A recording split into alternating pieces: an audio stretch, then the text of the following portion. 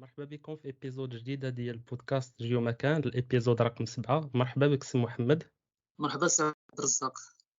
Nous sommes honorés aujourd'hui d'accueillir une personne qui nous est très chère. C'est un professeur qui a contribué pendant plus de 40 ans au développement et à la modernisation de l'école des sciences géomatiques et ingénierie topographique, que ce soit sur le plan de formation, que ce soit sur le plan de la recherche.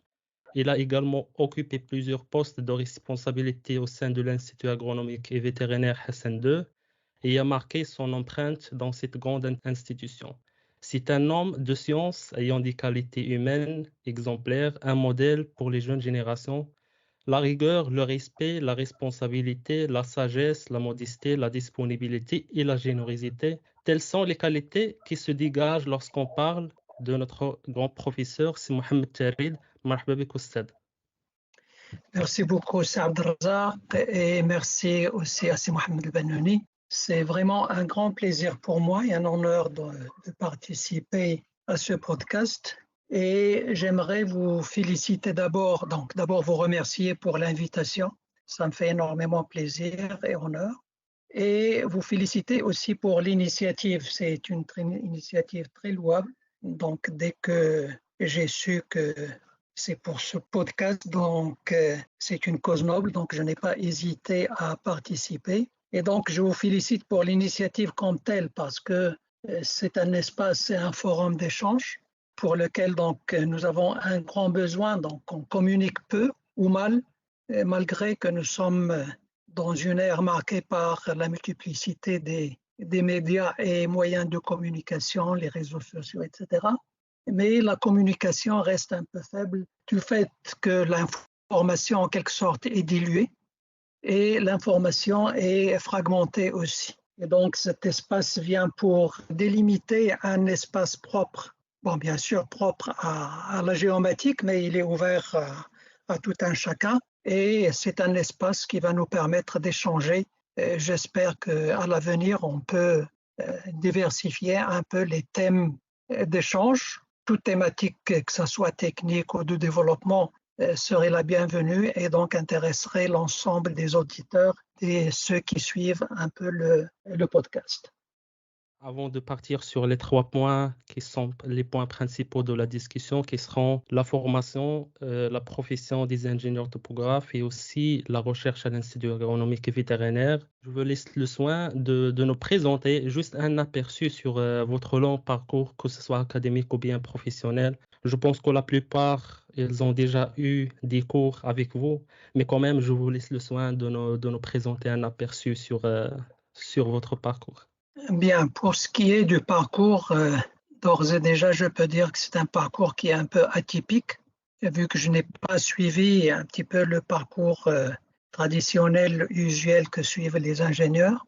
J'ai quitté les études du lycée à partir de la première année bac, donc ce qu'on appelait avant donc la 5e année, aujourd'hui c'est la 6e, donc c'est la première année bac. Donc j'ai quitté le lycée pour intégrer une école de formation de technicien qui est les TGRT à Meknes, où j'ai fait un technicien topographe, donc j'ai eu mon diplôme.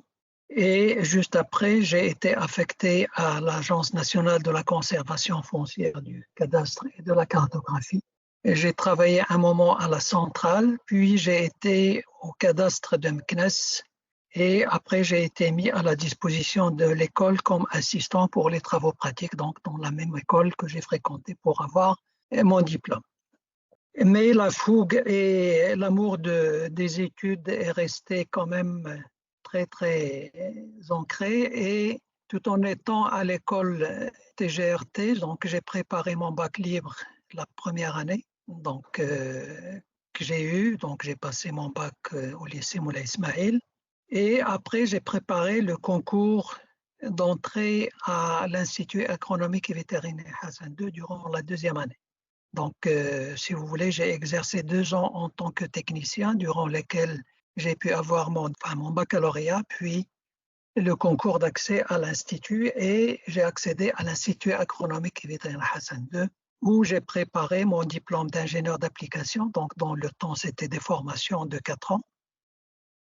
Et lorsque j'ai terminé la formation d'ingénieur, j'ai été recruté en tant qu'assistant à l'Institut. Donc, j'ai passé l'assistanat durant les années 78.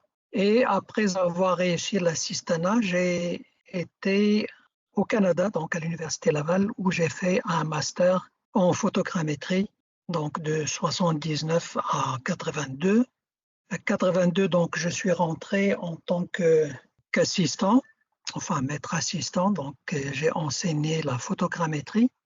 Et en 86, j'ai quitté l'Institut pour aller aux États-Unis, donc à l'Ohio State University, où j'ai préparé un master en géodésie, puis après un doctorat en photogrammétrie. Donc en 88, je suis retourné à l'Institut, mais donc en 88, j'ai juste passé l'examen général pour le doctorat. Donc je n'ai pas encore soutenu. Donc la préparation du doctorat a été faite à l'Institut agronomique. Et en 92, donc j'ai soutenu mon doctorat à l'Ohio. Donc je suis revenu à l'Ohio pour soutenir mon doctorat. Et depuis lors, donc j'ai enseigné et assumé pour une période la fonction de chef de département. Depuis en 2008, j'ai assumé la fonction de secrétaire général de l'ordre, donc de l'Ordre national des ingénieurs géomètres topographes. Puis après, j'ai été nommé secrétaire général de l'Institut agronomique et vétérinaire Hassan II. Puis après, directeur adjoint chargé de la recherche scientifique et de la formation doctorale. Et en 2017, donc, je suis retourné au département donc, en tant qu'enseignant-chercheur. Et en 2018, je suis sorti en retraite. Voilà donc un petit peu le parcours, si vous voulez, donc parcours académique et le parcours professionnel donc combiné. Donc, il n'y a pas de questions par rapport à cette période. Non, il n'y a pas de questions parce que vous avez détaillé sur votre parcours. Alors, on peut constater que vous avez un amour et une passion vers les études, du fait que malgré que vous avez rejoint le monde professionnel à maintes reprises, vous ne cessez jamais de revenir vers les études. Maintenant, je vais faire un switch vers un sujet très, très important et que je jauge personnellement que vous êtes la personne la plus pertinente peut nous en parler, et qui est l'histoire de la topographie au Maroc. Alors, du fait que vous avez vécu la période que je vais qualifier de naissance de la topographie, que ce soit sur le plan professionnel ou bien pédagogique de la formation. Est-ce que vous pouvez, monsieur, nous parler un petit peu en détaillant sur l'histoire de cette année? Bon, pour ce qui est de l'histoire, enfin quelques épisodes de la profession, on peut commencer d'abord par la formation. La formation de l'ingénieur topographe, vous le savez peut-être déjà, c'est une formation qui se faisait à l'EMI, donc à l'École Mohammedia d'ingénieurs. Et ce n'est que lorsque l'Institut agronomique a été créé, donc la formation vers les années 70 est passée de l'École Mohammedia vers l'Institut agronomique et vétérinaire Hassan. Et la plupart des gens se posent cette question, donc pourquoi intégrer la topographie qui est une discipline beaucoup plus, si vous voulez, technique, rattachée au génie civil, aux aménagements, etc., la rattacher à l'agriculture, au ministère de l'Agriculture. Et la raison est que la topographie a été intégrée à l'Institut parce que au départ, donc, il y avait la réforme agraire et donc on a voulu que l'ingénieur topographe soit quand même un ingénieur technicien qui aiderait et participerait donc à cette réforme agraire, et c'est pour cela qu'il a été intégré à l'Institut agronomique. Il y a aussi, si vous voulez, une inspiration de ce qui se faisait ailleurs, parce que Feu Bkhali donc a visité un certain nombre d'établissements donc avant de la mise en place de l'Institut, etc. Et la topographie, par exemple en Suisse, à l'EPFL, étaient intégrés au génie rural. Et ceci aussi a fait que lorsque la formation d'ingénieur topographe était une formation d'ingénieur, si vous voulez, d'application, la première année était une année commune topographie travaux ruraux. Donc on l'appelait d'ailleurs l'école Topo-TR. Donc c'était pour cette raison. Donc ça, en ce qui concerne la formation, et depuis lors, donc la formation est restée à l'Institut. Pour ce qui est de l'évolution de cette formation, il y avait très peu de compétences marocaines qui assuraient la formation. Il y avait 2 personnes que vous n'avez peut-être pas connues. Bon, vous avez peut-être connu Serziani, mais il y avait Sebnihia, donc 2 personnes qui ont beaucoup donné à la topographie, donc qui ont participé à la formation d'ingénieurs. Ils ont été formés à Lausanne et ils se sont retournés à l'Institut pour continuer la formation. Et il y a eu aussi la formation il y avait aussi la contribution des Canadiens. Au départ, donc, il y avait des professeurs dans le cadre de la coopération que l'Institut entretenait avec un certain nombre d'établissements. Donc, il y avait des relations avec les Canadiens qui ont contribué beaucoup à la formation avec des enseignants, soit en topographie, en géodésie, en cartographie et en photogrammétrie. Et c'est après donc que le corps enseignant s'est marocanisé en formant petit à petit les compétences marocaines. Pour ce qui est de la profession, bien sûr, donc, la plupart des travaux étaient pris en charge par l'Agence nationale de la conservation foncière du cadastre et de la cartographie. Mais il y avait émergence quand même d'un secteur privé. Et au départ, le secteur privé exerçait avec un agrément qui est délivré par un bureau qui était rattaché à l'Agence nationale de la conservation foncière du cadastre et de la cartographie. Et où aussi bien les ingénieurs que les techniciens étaient aptes à exercer et avoir un agrément, donc parce que le nombre d'ingénieurs était très faible pour répondre un petit peu aux besoins du développement. Et ce n'est que donc, dans les années 90 que l'Ordre national des ingénieurs géomètres topographes s'est constitué, donc avec un ordre national, puis il y avait les conseils régionaux, etc. Donc voilà un petit peu un bref historique de la profession. Qu'il y a des questions, des ajouts à... Oui, bien sûr. Concernant juste le point que la topographie soit intégrée à l'IAV, par exemple, je donne l'exemple de la Belgique. La topographie ici, il est intégré dans le département de la géographie. Mais la géographie elle-même n'est pas une branche littéraire, mais c'est une branche qui est dans la faculté des sciences. C'est vrai que le département de géomatique, il est dans le département de géographie, mais ça n'a rien à voir. Les autres, par exemple, font de la géologie, de la géomorphologie, de la géographie physique. La géomatique, il est un peu séparé. Il y a de la recherche qui se fait, mais aussi pour assister les géographes dans ce qu'ils font. C'est une bonne remarque. Enfin, moi, j'ai parlé un petit peu de ce bref historique en ce qui concerne le Maroc, parce que lorsqu'on parle de la profession de topographe de façon générale, et on voit un petit peu ce qui se passe dans le monde, il y a une évolution en fonction un petit peu du progrès technique, de l'évolution technologique, etc. Et même l'appellation a énormément changé. Donc au départ, c'était l'ingénierie topographique ou bien la topographie. Par exemple, aux États-Unis, le rattachement a été fait soit dans des départements de génie civil, comme à l'Ohio, donc la topographie faisait partie du département de génie civil. Dans d'autres départements, enfin plutôt dans d'autres universités, il est rattaché à la géographie, comme vous venez de dire. Et puis, l'appellation a évolué donc de topographie ou de surveying ou bien d'ingénierie topographique. On est passé à géomatique, donc un terme canadien au départ. Et puis la géo-informatique et ainsi de suite. Donc les appellations aussi ont beaucoup changé et les points d'attache ont différé dépendamment un petit peu de l'orientation qu'on donnait à la formation et du niveau d'intervention dans le domaine de développement voulu. D'accord ?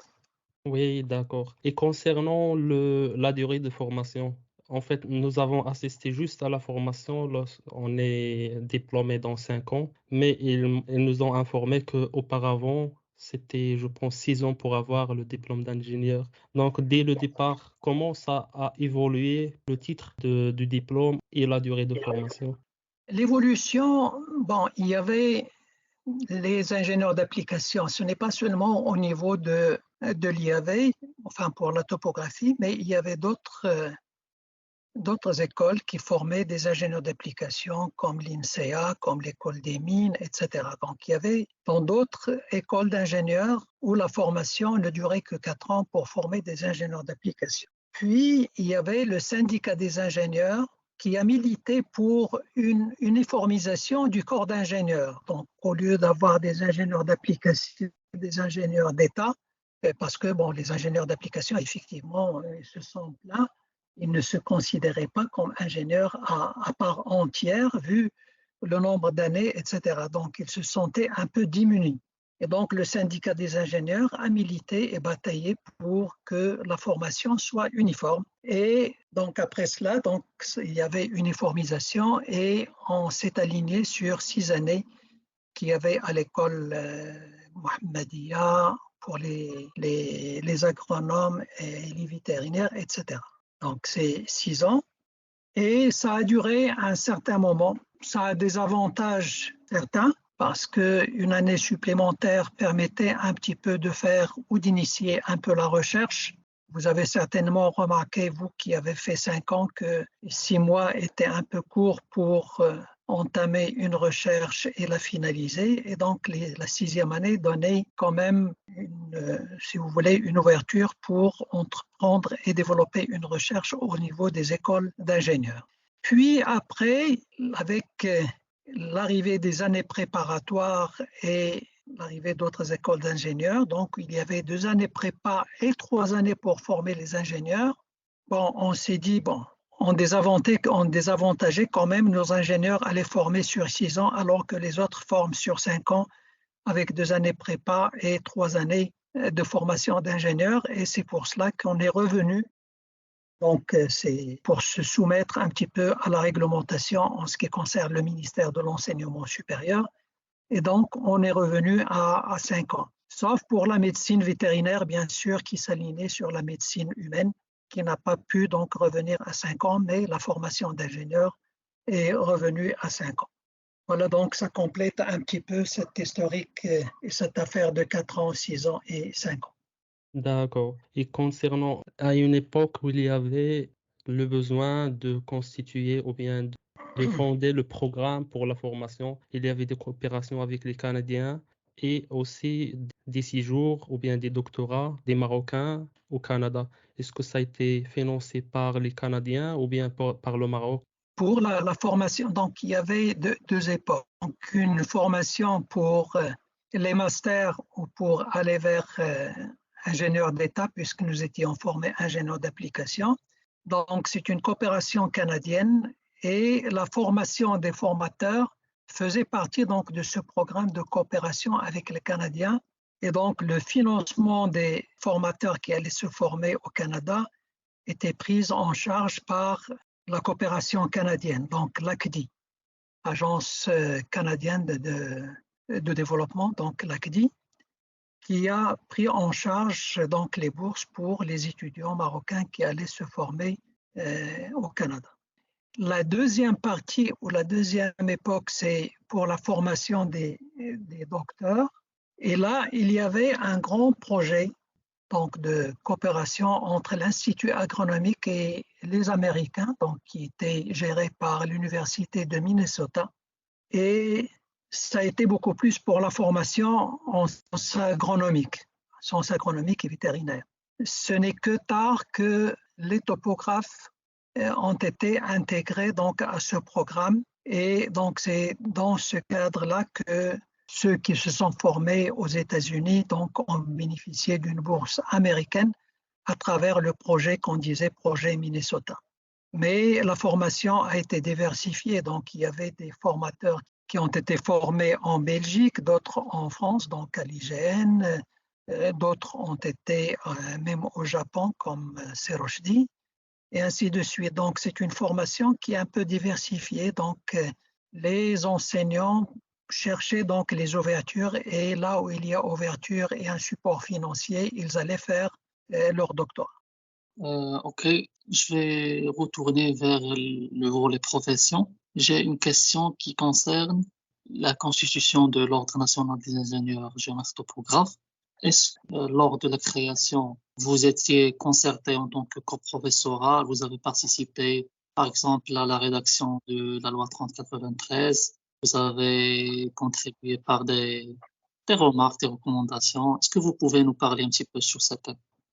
Pour l'implication, bon, on était impliqué en tant qu'ingénieur parce que l'ordre, il incluait tous les ingénieurs qu'ils exercent dans le privé, dans le public ou dans l'enseignement. Donc, nous faisions partie, partie intégrante de cet ordre. Et pour la rédaction, donc c'est beaucoup plus donc enfin des doyens qui avaient quand même une vision plus élargie de la profession. Donc, ce sont les anciens qui ont rédigé, bien sûr, avec l'aide de professionnels donc, en ce qui concerne donc, les aspects juridiques qui ont rédigé. Et je pense que ça inclut, donc, si vous voulez, l'enseignement d'une manière ou d'une autre, parce qu'aujourd'hui, pour exercer, donc, l'ordre exige l'ingénieur, enfin, le diplôme de l'IAV ou équivalent, donc, nous étions partie intégrante, bien sûr, de cette loi. En fait, je vais poser une question, mais en fait, c'est juste parce que nous avons été nés dans les années 90, donc c'était après l'ordre. La question que j'avais, c'est que aujourd'hui, il y a l'ordre, mais avant l'ordre, comment le métier était organisé? Et avant l'ordre, comme j'ai dit, donc il y avait, puisque c'est l'Agence nationale de la conservation foncière, donc la NCFCC, qui était l'organe national et officiel qui gérait aussi bien la topographie que la cartographie. Donc c'est lui qui chapeautait, si vous voulez, un petit peu la profession. Donc il chapeautait la profession, il y avait donc les deux catégories, donc le public, le problème ne se posait pas, donc il officiait ou il exerçait au sein de la NCFCC. Mais pour ceux qui veulent exercer dans le privé, il faut qu'ils obtiennent un agrément. Donc, c'est comme un petit peu l'inscription à l'ordre national, mais puisqu'il n'y avait pas d'ordre, donc il y avait un bureau des agréments qui était rattaché à la NCFCC qui délivrait donc ces agréments pour ceux qui veulent exercer dans le privé. Et bien sûr, donc, il y avait une réglementation, bien sûr, qui gérait le secteur privé à ce moment-là. D'accord? Oui, d'accord. Je pense que vous avez déjà cité ce point-là. J'ai pas fait attention. C'est Mohamed, tu as un point à discuter? Je voudrais bien, si c'est possible, de peut-être que mais est-ce que vous pouvez nous parler de votre thèse de doctorat? C'était une période un peu difficile parce que vous savez que pour faire une recherche doctorale, il faut être dans un environnement propice, donc qui puisse un petit peu vous apporter de l'aide, vous supporter, etc. Or, à l'Institut, donc en tant que photogrammètre, j'étais le seul. Bon, il y avait Serge Sarkawi aussi, mais il était aussi dans le processus de préparer son doctorat. Et la difficulté vient du fait que, comme j'ai dit, donc on a intégré le projet Minnesota. Et le projet Minnesota avait une réglementation un peu particulière, c'est-à-dire que les gens qui allaient préparer leur doctorat à l'étranger, donc aux États-Unis, ils doivent revenir faire leurs recherches à l'Institut agronomique, parce que quand même l'agronomie, donc c'est quelque chose de spécifique à l'environnement, c'est-à-dire il y a une influence du sol, du climat, etc. Et donc on ne peut pas faire une recherche aux États-Unis et venir là, donc la calquer pour le Maroc. Donc il faut que la recherche se fasse dans un contexte marocain. Donc les agronomes qui partent doivent revenir faire leur recherche ici, et une fois qu'ils finalisent leur recherche, ils partent. Donc il y avait double soutenance d'ailleurs en soutien à l'IAV et en soutien aux États-Unis. Et donc cette règle nous a été appliquée, malgré que la topographie, c'est quand même une science universelle qui ne dépend pas du climat ni de sol etc. Donc, ceci nous a été, si vous voulez, appliqué. Donc, je suis parti aux États-Unis et j'ai pris les cours pour le doctorat. J'ai passé l'examen général et je suis revenu. Et la question qui se posait, donc, c'est d'essayer de trouver un sujet qui n'exigerait pas quand même une instrumentation que nous n'avons pas au Maroc. Donc, il n'y avait pas, par exemple, que ce soit des appareils analytiques ou des comparateurs ou autres, nous n'avions pas à l'Institut. Même les moyens de calcul, nous en manquions donc à l'IAV. Donc, il fallait choisir un sujet que je puisse mener d'abord seul et sans un appui logistique conséquent. Et donc, je me suis mis d'accord avec mon encadrant pour travailler sur les problèmes de calibration en vol. Et vous savez que donc, pour les caméras ou d'autres systèmes, donc, il y avait une calibration au laboratoire, mais les gens qui pratiquent disent que dans la pratique, lorsqu'on fait des travaux, la caméra n'est plus dans les conditions de laboratoire. Donc, il est dans un environnement très contraignant et donc il faut que les paramètres soient déterminés dans cet environnement. Donc, on est passé de calibrage au laboratoire à un calibrage en vol, bien ce qu'on appelle l'autocalibrage. Et donc, dans cet autocalibrage, on va étendre le modèle mathématique qui est la collinéarité que vous connaissez pour ajouter un petit peu les paramètres physiques de la caméra, que ce soit la focale, les coordonnées du point principal, les distorsions radiales, tangentielles, etc. Sauf que lorsqu'on ajoute ces paramètres dans le modèle, il y a un risque de corrélation entre les paramètres. Donc, lorsqu'on ajoute des paramètres, il y a un risque de corrélation. Et il y avait effectivement donc des corrélations entre les paramètres et ça posait un problème. Donc, problème de la corrélation, ça donne des systèmes instables, donc ill-conditioned systems. Et donc, il faut voir comment résoudre ce problème. Bien sûr, dans la calibration en vol, les gens ont des sites pour la calibration qui ont une certaine topographie, etc., donc vallonnés avec des collines, etc., pour enlever cette corrélation. Mais tout le monde ne peut pas avoir ce genre de site. Donc, il faut travailler pour ça. Et donc, moi, j'ai travaillé sur deux aspects. D'abord, c'est pour voir un petit peu quels sont les paramètres qui sont corrélés. Et là, j'ai utilisé une méthode qui s'appelle Singular Value Decomposition Proportions, c'est-à-dire que les variances, lorsque je détermine les paramètres, je vais voir les variances et je vois un petit peu l'influence des autres paramètres sur la variance de chacun des paramètres. Donc, ce n'est pas la covariance ou bien la corrélation, mais la variance, en utilisant la Singular Value Decomposition. Et là, donc, une fois que je trouve quels sont les paramètres qui sont corrélés, il faut voir comment décorréler ceci. Donc, pour décorréler, je me suis inspiré un petit peu avec ce qu'on fait dans la calibration terrestre. Vous savez que lorsqu'on veut calibrer une caméra amateur terrestre, donc on prend des vues convergentes. Donc, des vues convergentes, donc on prend des photos de plusieurs points de vue et les photos sont convergentes. Dans l'aérien, c'est un peu difficile, donc on ne peut pas avoir des photos inclinées parce que l'avion, il n'est incliné que lorsqu'il prend un tournant. Mais lorsqu'il vole normalement, donc il est dans la position un peu horizontale, donc les photos sont pratiquement verticales.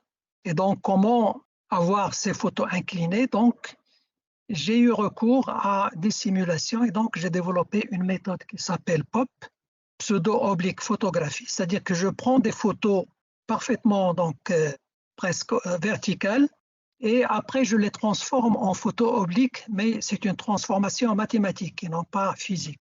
Et je fais donc ma calibration avec les photos qui sont inclinées, qui ressemblent un petit peu à ce qu'on fait sur les photos terrestres. Donc voilà un petit peu, c'est ça le thème. Donc j'ai eu deux aspects. Donc j'ai traité la corrélation, donc la détection des paramètres corrélés en utilisant la Singular Value Decomposition Proportions, et j'ai développé donc la méthode POP pour découpler ou bien pour enlever la corrélation pour avoir une solution qui est stable.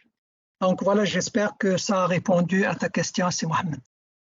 Oui, je pense que ça répond parfaitement à la question de Mohamed. Et merci Mohamed d'avoir évoqué cette question parce que ça nous ramène vers le sujet de la photogrammétrie, qui nous rappelle aussi des cours que nous avons eus avec. Et en fait, la photogrammétrie, il a toujours, je pense, servi, que ce soit pour les civils, mais aussi pour les militaires, pour plein d'autres domaines. Et il a aussi évolué au même temps avec tout ce qui est outils informatiques récemment, donc la computer vision. Mais avant d'arriver à ce niveau-là, d'utiliser des programmes de reconnaissance ou bien de la vision par ordinateur, parce que la photogrammétrie, elle est vraiment utilisée aussi pour tout ce qui est navigation, pour tout ce qui est robot, je pense. Au stade Tarid, les étapes que la photogrammétrie a parcourues au Maroc. Donc, c'est principalement pour le Maroc. Donc, que ce soit au niveau de la formation, que ce soit au niveau de l'application. Donc, quelles sont les étapes fondamentales que vous pouvez nous parler?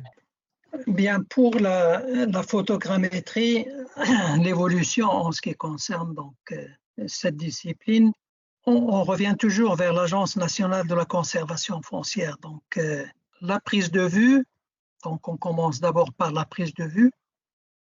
Donc, il n'y avait pratiquement pas d'avion pour la prise de vue. Donc, c'est des compagnies qu'on faisait venir pour faire les prises de vue.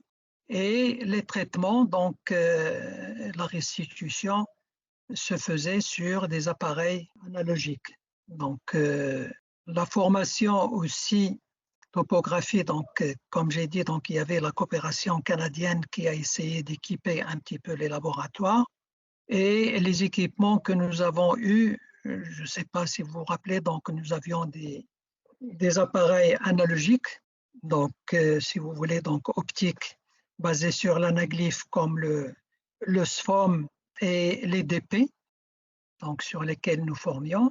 Puis il y avait le B8, donc ce sont tous des appareils analogiques.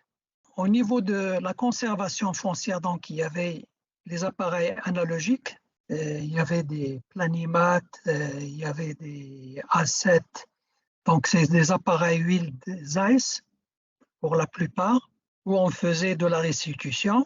Mais après, il y avait un projet donc, que l'ANCFCC a initié avec les Canadiens pour le cadastre national, dans lequel on a eu recours à l'orthophoto. Et l'orthophoto, donc la NCFCC s'est équipée d'un appareil, donc l'ORA, pour produire l'orthophoto. Mais il y avait certaines boîtes privées qui ont commencé aussi à s'équiper en topographie. Je les citer, donc il y avait le cabinet Ouzawit, il y avait Barrada, il y avait Ktani et d'autres donc qui ont commencé à s'équiper en photogrammétrie.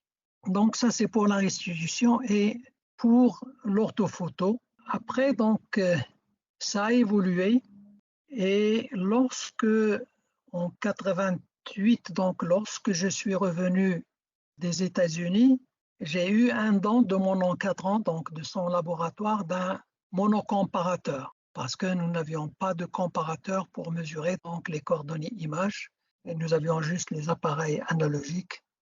Et il y avait aussi Wilt qui a commencé à transformer, donc avec le développement un peu de l'informatique, à développer ou à transformer les appareils analogiques en semi-analytiques. Par exemple, le B8 de codeur, etc., que ce soit chez nous ou à la NCFCC, ou que ce soit aussi chez le privé. Donc, on commençait à faire un petit peu du semi-analytique pour la restitution. Bon, bien sûr, à partir des années 90, il y a une évolution énorme, que ce soit avec les appareils analytiques, donc la NCFCC, certains privés aussi qui se sont équipés en appareil analytique. À l'Institut aussi, on a eu un appareil analytique. Puis, pour la prise de vue, il y avait la NCFCC qui a acquis son avion pour la prise de vue. Il y avait certains privés donc, qui se sont regroupés pour acquérir soit à titre individuel en tant que groupement d'appareils pour la prise de vue. L'autre étape, donc après donc, la prise de vue, c'est l'introduction du numérique. Donc vers les années 95 vers 2000, donc on a commencé un petit peu à introduire l'analytique. Donc il y avait au départ donc un logiciel donc qui était commercialisé par Wild, mais qui était développé par les Canadiens. Puis il y avait d'autres logiciels, donc je ne citerai pas les noms. Donc les gens commençaient à s'équiper en numérique.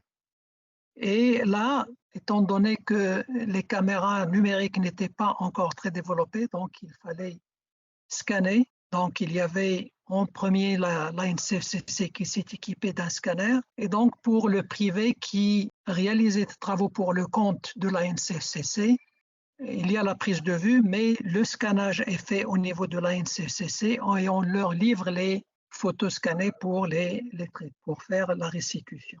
Puis après, il y a d'autres boîtes privées qui ont acquis des scanners. Après les scanners, donc l'autre étape, c'est l'étape un petit peu donc lasergrammétrie et drone. Ça, c'est récent, donc les gens ont commencé à s'équiper et donc le nuage de points est devenu un produit phare.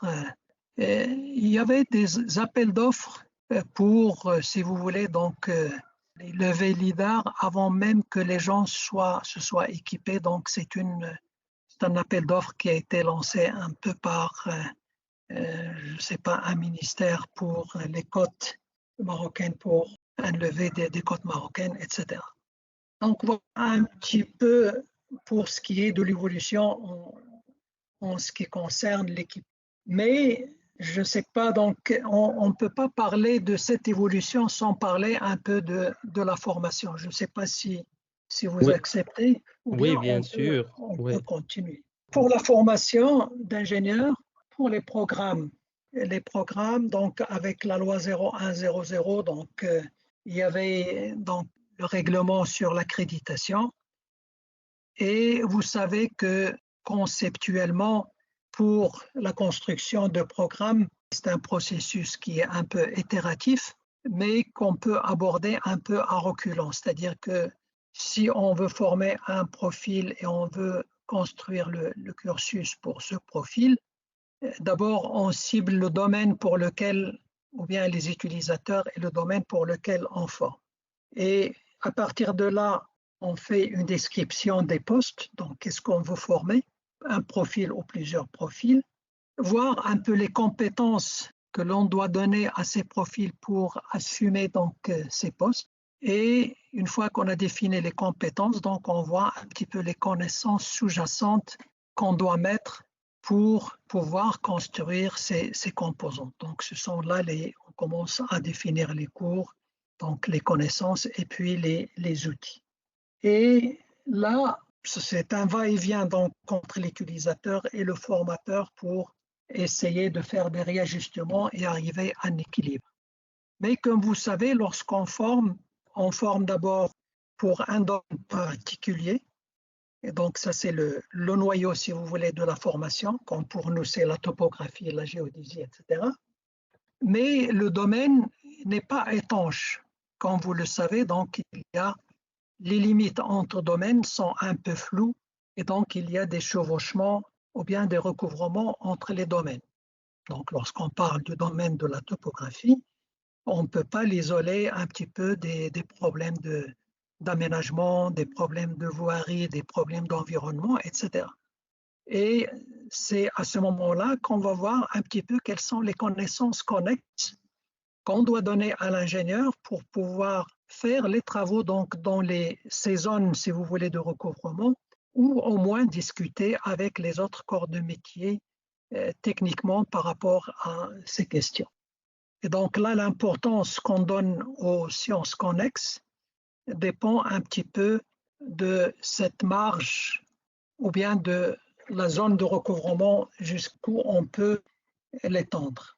Et si vous voulez, donc c'est problématique. Donc lorsqu'on construit un programme n'est jamais complet dépendamment un petit peu de l'angle sous lequel on le regarde.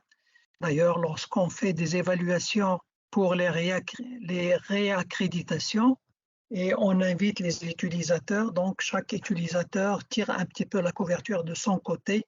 Bon, les aménagistes disent qu'on ne forme pas assez en aménagement. Pour le foncier, ils disent qu'on ne forme pas beaucoup en droit, etc. Et donc, c'est très difficile d'arriver à un équilibre pour former donc un cadre compétent. Il y a cette question, mais il y a la question aussi qui a toujours été un point de discussion, c'est celle de la spécialisation. Et les gens donc nous disent qu'on ne spécialise pas, on ne forme pas des gens en foncier, donc assez. Pour la cartographie, c'est la même chose, on ne fait la remarque. La filière a été consciente de cela, mais on a voulu quand même garder pour l'ingénieur une plus grande mobilité en lui assurant une formation transversale et en lui donnant un petit peu les concepts et les fondements, donc des fondements solides qui lui permettent par la suite de se spécialiser soit par une auto-formation ou pour aller dans des certifications plutôt que de le former comme cartographe ou bien comme ingénieur SIG et donc là, limiter un petit peu sa mobilité. Donc, c'est un choix qu'on a fait. Pour la formation aussi, donc il y a ceci, mais ce qu'on regrette un petit peu, c'est qu'on forme sur plusieurs, si vous voulez, plusieurs créneaux, mais qui restent un petit peu, à mon avis, qui ne sont pas valorisés. Je m'explique, c'est-à-dire qu'on donne un diplôme d'ingénieur en topographie, alors que cet ingénieur a quand même des compétences dans les systèmes d'information géographique, dans la télédétection, dans l'aménagement, etc., et qui ne sont pas reconnus à leur juste titre lorsqu'on va dans la pratique. Et là, je ne sais pas, donc c'est un appel, bon, je l'ai discuté une fois donc à l'occasion de la réaccréditation avec la filière, mais l'appel est lancé aussi à tout le monde pour essayer aussi de capitaliser sur ce qu'on enseigne à l'Institut pour soit des doubles diplomations avec d'autres établissements, soit au moins avec un transfert de crédit, une validation auprès d'autres établissements. Par exemple, pour le droit, donc, comme vous le savez, donc, vous avez eu le droit foncier, le droit administratif, le droit civil, vous avez eu budget et finances publiques, etc. Donc, il y a un certain nombre de formations ou d'enseignements qui s'intègrent donc dans, si vous voulez, une licence en droit qui peuvent être facilement transférables pour avoir un autre diplôme ou bien une certification. Et ce que je dis par rapport au droit peut être fait aussi, que ce soit pour le génie civil ou que ce soit pour l'aménagement ou autre. Donc, il faut travailler sur ces aspects. Et est-ce que cette orientation vers cette manière de former, est-ce que c'est influencé beaucoup parce qu'il y a une demande par une certaine organisation, établissement, par exemple l'ANCFCC, donc ça a beaucoup influencé que ça soit comme ça? Bon, non, on ne peut pas dire que ça a influencé, mais quand même, on veut qu'il y ait une caractéristique de notre formation. C'est-à-dire, on ne peut pas former pour une multitude d'établissements et sans avoir une identité. Vous voyez, par contre, lorsqu'on forme un ingénieur topographe, donc le corps de sa formation ou le noyau de sa formation, c'est le cadastre, le foncier, la cartographie, et donc c'est l'ANCFCC et bien sûr le domaine d'activité du secteur privé. Il y a dans ce que nous faisons, donc, mais ce n'est pas, si vous voulez, une contrainte qui est imposée par un établissement, mais quand même, il faut qu'on forme pour un établissement, donc ça résout le problème, c'est pour l'emploi aussi, donc pour l'insertion, il faut quand même qu'on réponde à un minimum d'exigences d'un employeur principal, qui est l'ANCFCC. On ne peut pas former juste des photogrammètres ou bien dans l'aménagement et on perdrait donc un grand recruteur. Oui, Ça va, oui, est-ce que ça répond un petit peu oui, oui, exactement, ça répond. C'est vrai qu'il faut garder une identité pour le profil d'ingénieur topographe. Exactement. Ce qui m'amène un petit peu à aller dans un autre créneau pour parler aussi de la profession, mais de la formation. C'est placer un petit peu la formation et l'exercice de la profession dans le contexte actuel. Dans le contexte actuel, comme vous avez remarqué, donc il y a une évolution technologique et un progrès tel que ce soit dans le domaine de la miniaturisation, de la numérisation, etc., qui a fait que la technologie s'est un peu démocratisée et devenue accessible à tout le monde.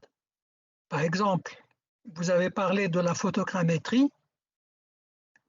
Ce qu'on peut dire de la photogrammétrie, on peut le dire aussi pour la géodésie et pour la topographie. Donc aujourd'hui, avec les systèmes de géolocalisation, avec la lasergrammétrie, avec les drones, donc c'est des technologies qui sont aujourd'hui accessibles à tout le monde. Et on voit que tout le monde accourt vers cette nouvelle technologie. Et la preuve, c'est qu'aujourd'hui, le nuage de points est devenu un produit phare qui est utilisé par tout le monde. Donc, tout le monde achète des drones, tout le monde achète des lasergrammétries, que ce soit donc l'aéroporté ou le terrestre ou bien pour les levées d'intérieur, etc.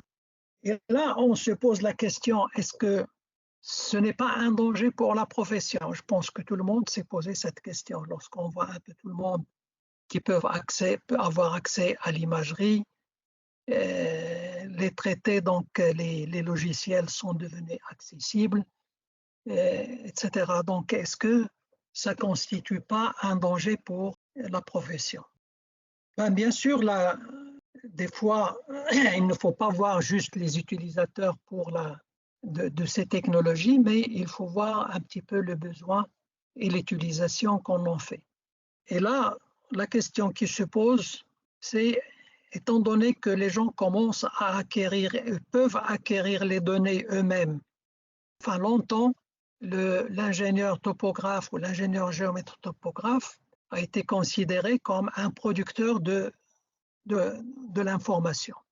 Et je pense qu'il est temps un petit peu de switcher parce que aujourd'hui, la valeur ajoutée ou la plus forte valeur ajoutée, ce n'est pas dans l'acquisition de la donnée, mais dans la manipulation, dans le traitement, dans le stockage et la manipulation, dans l'expertise et le conseil, etc.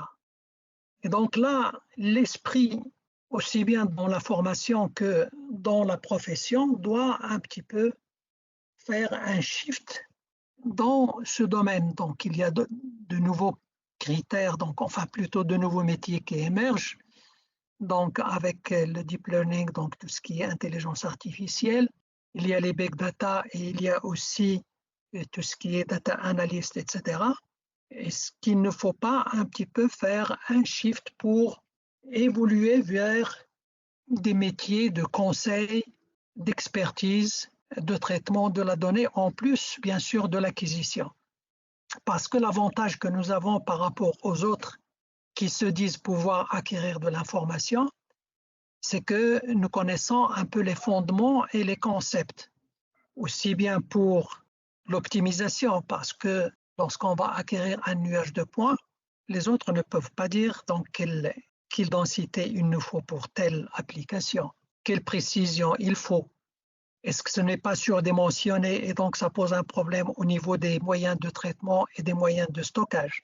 Lorsqu'on veut faire de l'intégration de données, est-ce qu'on maîtrise les référentiels pour intégrer un nuage de points à une acquisition sur le terrain par GPS ou autre, ou bien un nuage dérivé par imagerie ou autre? Donc ça, les autres connaître ceci. Et donc, nous avons cet avantage, nous, en tant que topographes, que nous devons donc exploiter pour faire du conseil pour les utilisateurs dans le but d'optimiser, pour faire de l'expertise etc. Donc, c'est là où il y a, si vous voulez, la plus grosse valeur ajoutée.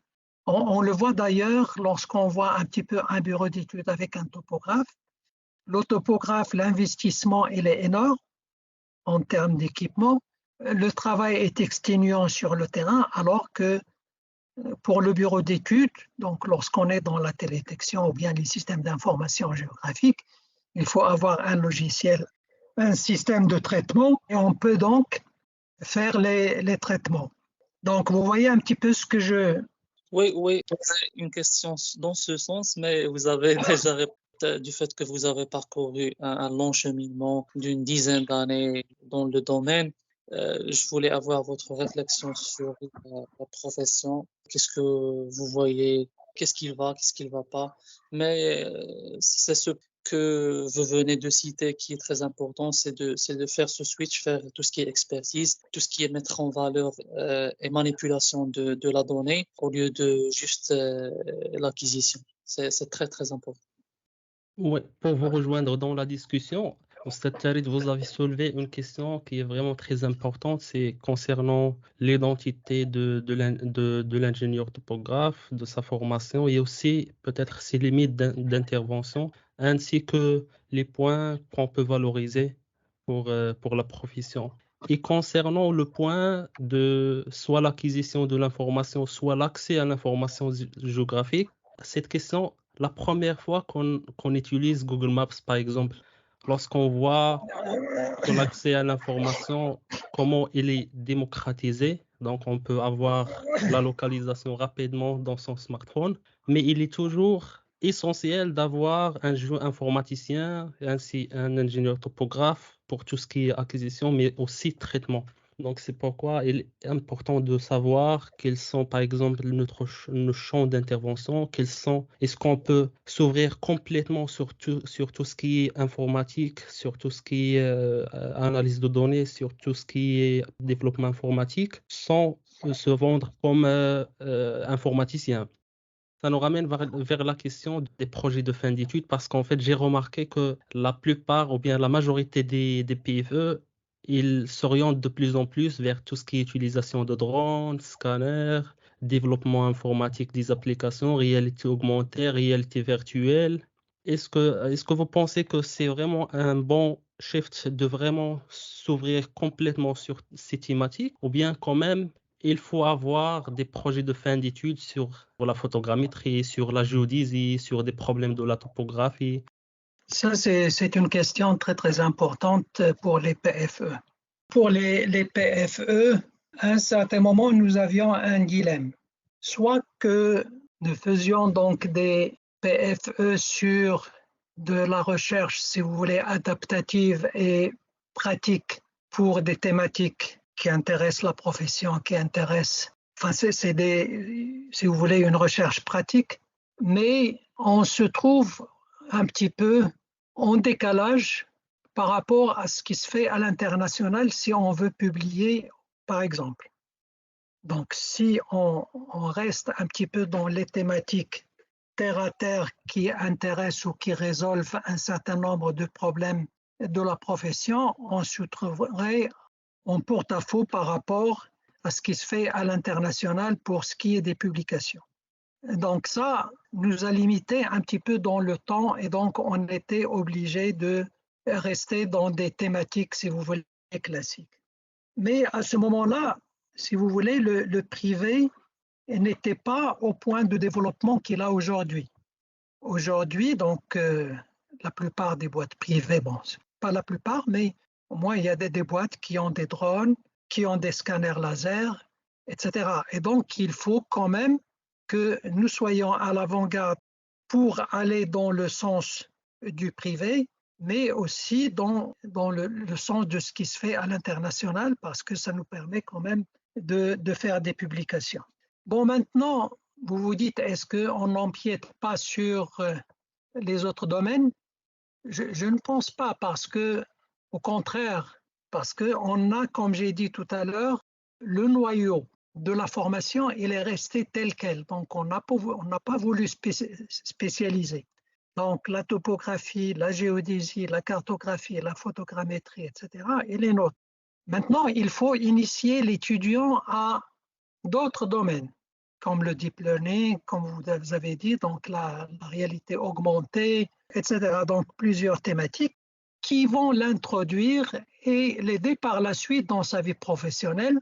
S'il a un intérêt, pourquoi pas donc aller faire une certification, donc ça lui ouvre d'autres.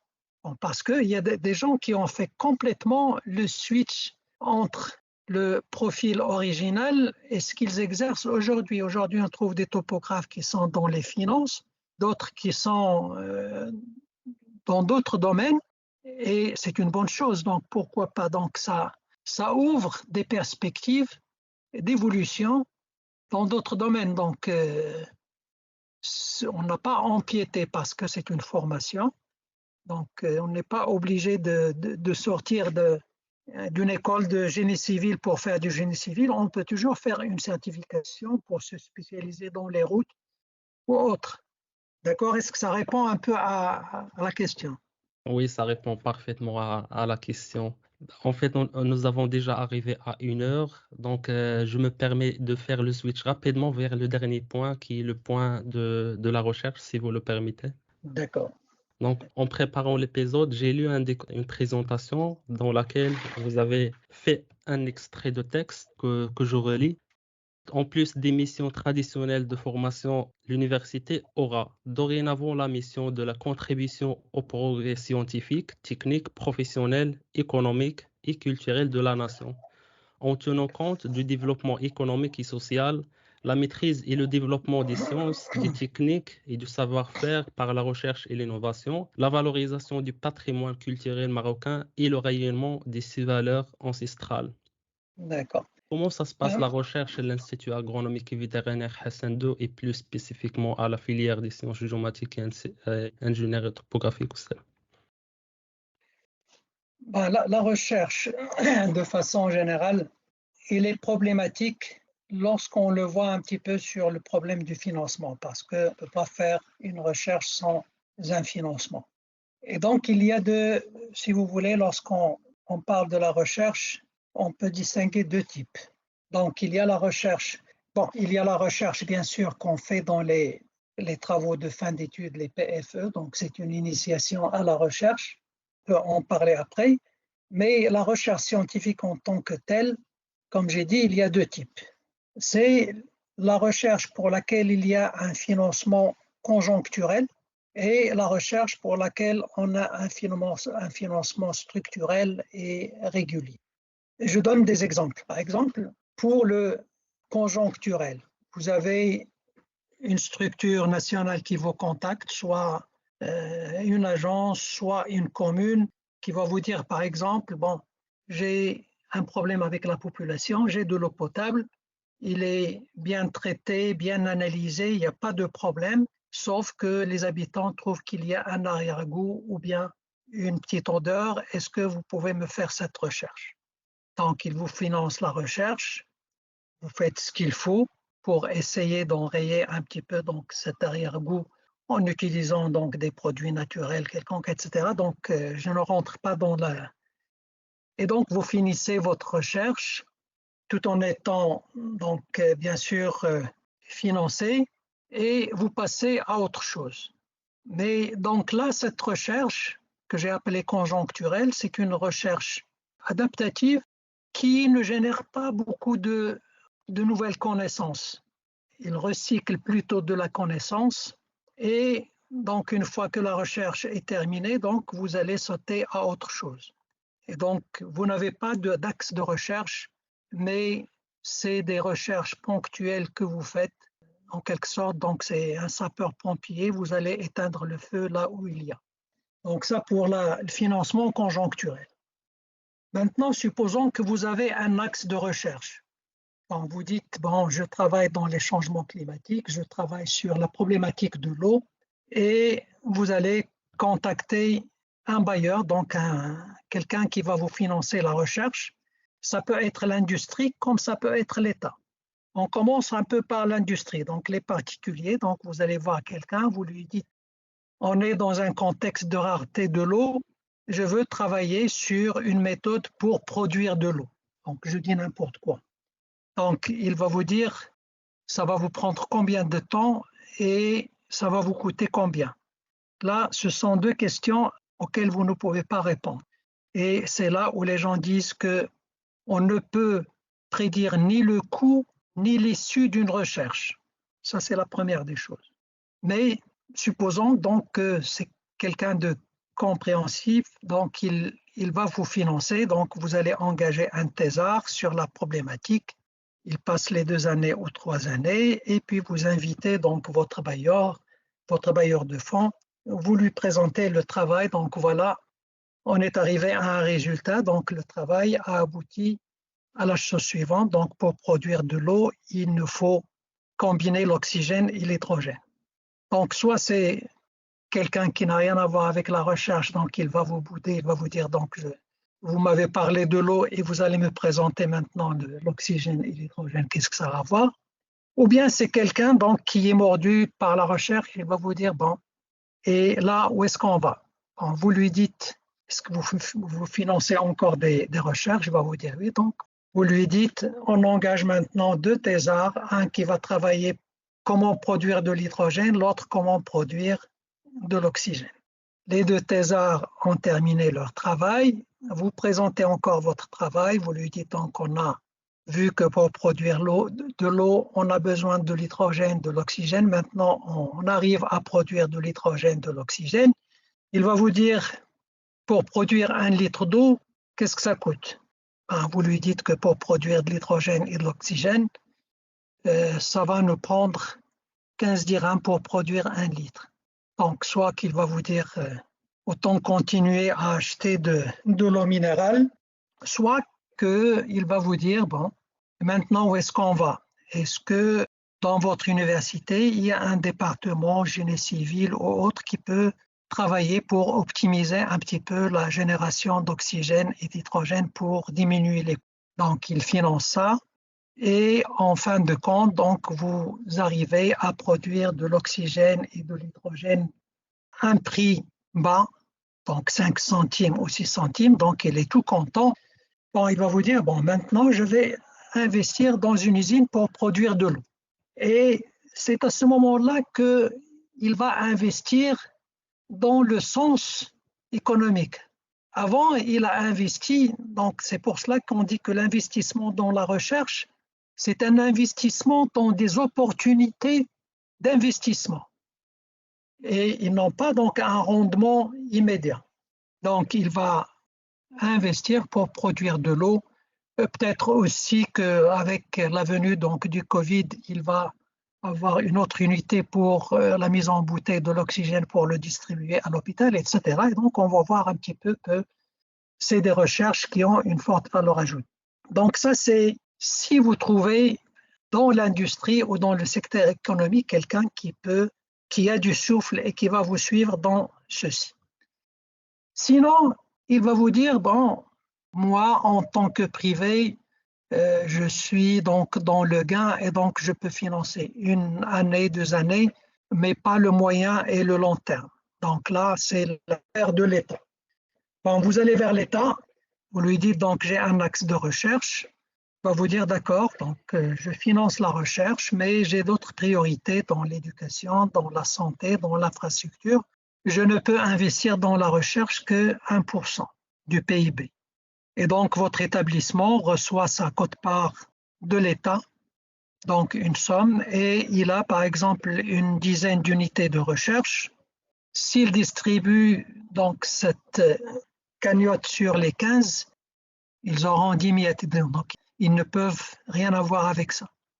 Ou bien, ce que font la plupart des établissements, ils vont vous dire, bon d'accord, donc étant donné que la somme n'est pas importante et que vous êtes 15, chaque année, je vais financer 3 unités de recherche, donc à tour de rôle.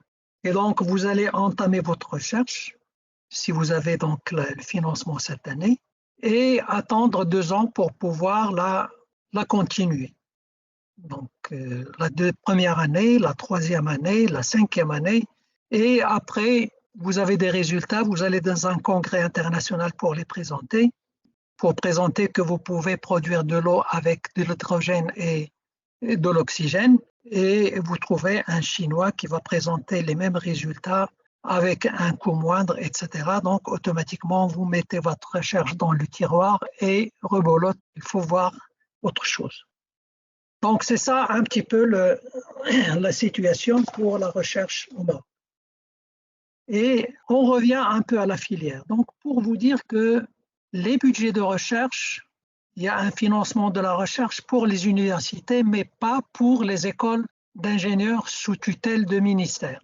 Par exemple, pour l'INSEA, pour l'INSEAS, pour l'Institut agronomique, pour l'école Hassania, donc on n'a pas de financement pour la recherche. Le seul financement qu'on a, c'est à travers les appels à projets. Et donc là, pour les appels à projets, vous savez que ce n'est pas garanti en ce qui concerne la régularité et donc on n'a pas d'axe de recherche, mais on s'intègre avec une équipe pour répondre donc à un cahier de charge pour les bailleurs de fonds qui ont lancé donc l'appel. La deuxième chose qui est problématique au Maroc, en général, mais dans les écoles d'ingénieurs, c'est qu'il n'y a pas d'évaluation. Malgré que la recherche fait partie des missions. Donc la mission, c'est l'enseignement et la recherche. Donc nous sommes des enseignants-chercheurs, donc nous sommes censés faire de l'enseignement et de la recherche. Mais il n'y a pas d'évaluation. Pour pouvoir faire de l'évaluation, il faut d'abord accréditer les unités de recherche dans lesquelles il y a des équipes multidisciplinaires avec des laboratoires, leur donner un budget sur la base d'un programme de recherche qu'ils vont présenter et les évaluer annuellement ou tous les 2 ans ou tous les 3 ans pour voir s'ils ont répondu au cahier de charge pour augmenter le financement ou arrêter le financement. Or, ici, nous n'avons pas d'évaluation parce que tout simplement, nous n'avons pas de financement parce que l'évaluation, il est subordonné au financement.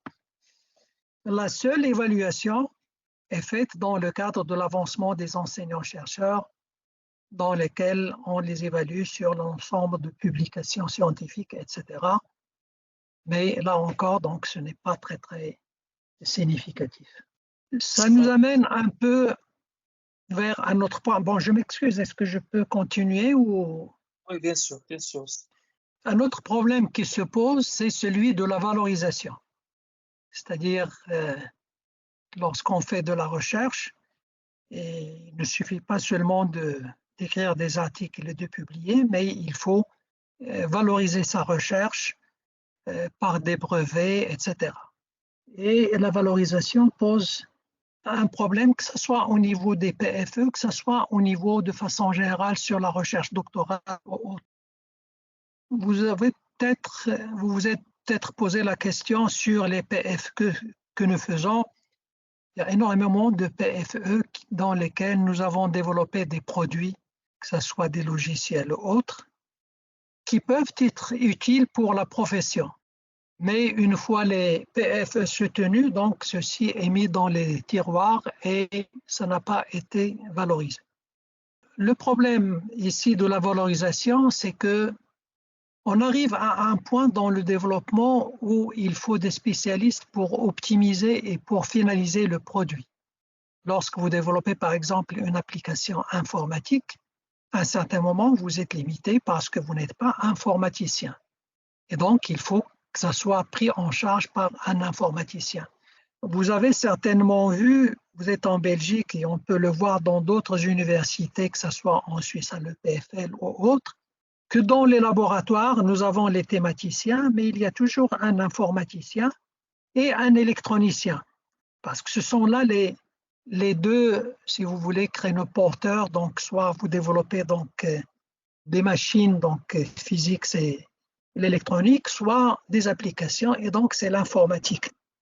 À l'Institut, nous n'avons pas d'informaticien, nous n'avons pas d'électronicien, et il est très difficile de convaincre les pouvoirs publics ou les décideurs du recrutement d'un informaticien au sein d'une filière de géomatique, par exemple, pour pouvoir finaliser les applications.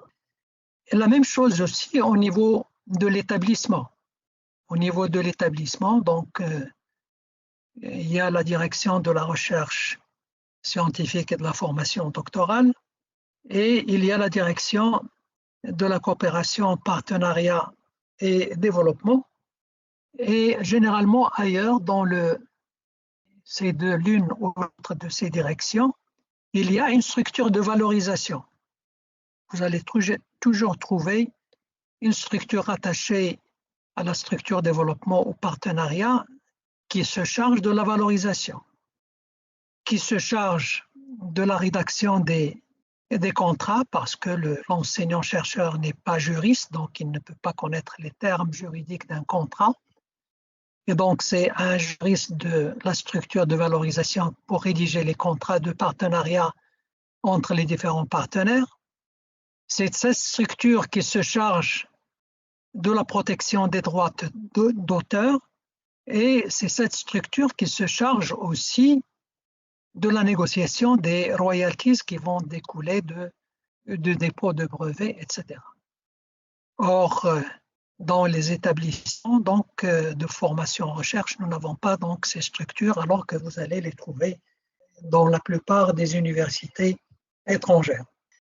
Voilà donc, et aussi donc cette structure, c'est elle en quelque sorte qui va, si vous voulez, valider les sujets ou les thématiques de recherche et les orienter en fonction de niches porteuses, parce que c'est elle qui va faire le veille technologique pour dire que cette recherche va aboutir à un brevet ou il est déjà dépassé, etc.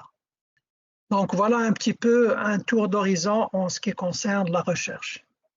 Ok, très très clair, Saïd. Merci beaucoup pour votre partage avec abondance, pour vos explications exhaustives. Je pense qu'on est arrivé à la fin de l'épisode. C'était un débat très riche et nous avons eu l'honneur de vous recevoir. Je vais quand même vous repasser la parole pour un dernier mot. Et s'il y a des conseils à aviser, que ce soit des études, soit professionnels, c'est-à-dire aux confrères ingénieurs gentils. Ben, merci beaucoup pour l'invitation. Donc, j'espère que j'ai répondu plus ou moins à vos questionnements, mais bon, de toute façon, l'espace reste ouvert pour d'autres rencontres, Inch'Allah. Pour les conseils, je pense que je n'ai pas de conseils à donner. Bon, vous avez toujours, enfin, vous avez un parcours, donc, que ce soit en étudiant aujourd'hui en tant que lauréat et en tant que professionnel. La seule chose, bon, on a abordé un peu l'enseignement, mais on n'a pas parlé un petit peu de certaines insuffisances. Les insuffisances, c'est en termes de communication. C'est si vous voulez, une petite insuffisance que nous avons au niveau de notre formation. Et je pense que la plupart des formations d'ingénieurs, notamment au Maroc, c'est structurel parce que l'enseignement, que ce soit primaire ou secondaire, ne prépare pas à ça. Et d'autre part, au niveau de l'enseignement donc supérieur, les programmes sont chargés, donc il y a des contraintes pédagogiques et académiques. On doit avoir un certain volume horaire qui ne laisse pas beaucoup de temps à l'étudiant ni à l'enseignant de faire beaucoup de présentations, de travaux personnels, laisser l'esprit d'initiative à l'étudiant, etc. Et en connexion avec ça, donc ce que je peux, si vous voulez, donner comme conseil, c'est inviter les étudiants à faire un effort personnel par la lecture. Donc la lecture, donc il ne faut pas se limiter seulement à tout ce qui est technique. Donc il faut lire tout ce qui... Bon, je sais que c'est un peu difficile aujourd'hui avec les moyens de communication, donc on est toujours branché, que ce soit sur son portable ou bien sur son PC. Et ça ne laisse pas le temps, mais la lecture, c'est quelque chose de très important. Donc je conseille tout un chacun donc, à lire énormément. et tout ce qui tombe sous la main. Donc, pas seulement le technique, mais il y a beaucoup de choses qui peuvent être utiles. Donc, voilà un petit peu. Et je vous remercie encore une fois. Je vous souhaite bonne chance et je souhaite à ce que vous arrivez à pérenniser donc cet espace comme espace d'échange entre les différents lauréats et les professionnels. Et merci beaucoup. Inch'Allah, merci à vous, cher professeur. Vraiment, c'est un honneur, c'est un très très grand plaisir de mener cette discussion avec vous dans cet espace que nous voulons nous-mêmes le pérenniser, Inch'Allah. Et c'était en fait l'objectif du podcast, c'est de mettre un espace d'échange pour notre communauté parce que nous avons constaté un manque dans ce sens. Merci beaucoup. Merci beaucoup et à la prochaine, Inch'Allah. Inch'Allah. À la prochaine. Merci beaucoup. Merci. Slama.